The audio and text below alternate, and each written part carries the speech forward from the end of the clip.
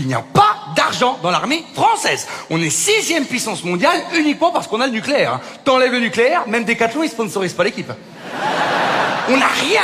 On a 400 chars, il y en a 50 qui fonctionnent. Je leur ai dit, mais pourquoi vous gardez 350 autres? C'est ce qu'ils m'ont répondu. Pour récupérer les pièces. Mais c'est l'armée française ou c'est un camp de gitans, quoi?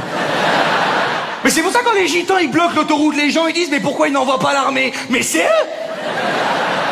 La marine, on n'a rien. La marine, on a un porte-avions. Ça sert à rien parce que ça va 6 mois en mer, ça doit revenir pour 8 mois d'entretien. Il t'en faut au moins 2 pour que ce soit efficace. On en a qu'un, ils l'ont sorti une fois, ils ont perdu l'hélice.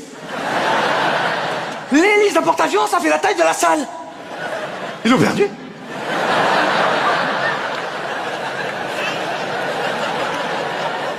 La dernière fois que je l'ai vu...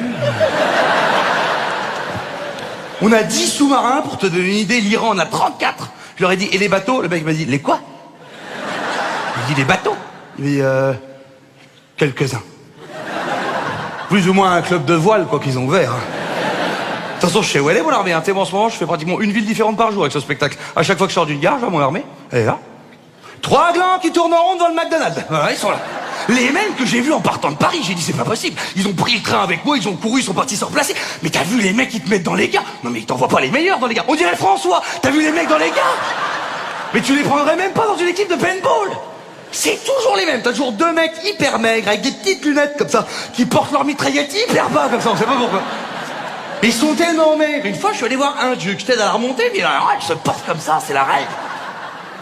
Et il y a toujours une fille avec eux, parce qu'il y a de plus en plus de femmes maintenant dans l'armée, et c'est pareil, la fille c'est toujours la même. C'est toujours une petite brune un peu ronde, un peu comme toi, qui se tire les cheveux comme ça en arrière, et qui te regarde super méchamment, tu sais. Parce qu'elle est dans le complexe de « je fais un métier d'homme ». Donc elle a l'impression que tout le monde la juge. Sauf que tout le monde s'en branle. Mais elle est tout le temps en train de te regarder, l'air de dire « c'est pas parce que j'ai pas de bite que je peux pas te buter, espèce d'enculé ». De toute façon, je ne comprends pas pourquoi ils mettent des militaires dans les gares, ça ne sert à rien. Tu sais que là, on est en état d'urgence, sinon ils n'ont même pas le droit de tirer. Hein. Là, en ce moment même, selon certains grades et certaines régions, il y en a, ils n'ont droit qu'à 1 balle dans le fusil. Allez, espérons que les djihadistes fassent pareil de l'autre côté. Hein.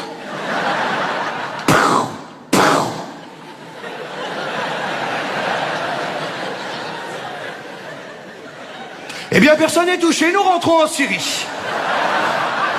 Mais non, mais pourquoi ils te mettent des militaires? Ils peuvent pas tirer, ils peuvent pas te mettre d'amende, ils peuvent pas t'arrêter. Qu'est-ce que tu veux qu'ils fassent pour toi? La seule chose qu'ils puissent faire pour te protéger, c'est d'appeler la police, ça. Ah, si t'as un petit peu de chance, tu peux tomber sur une patrouille en roller, carré.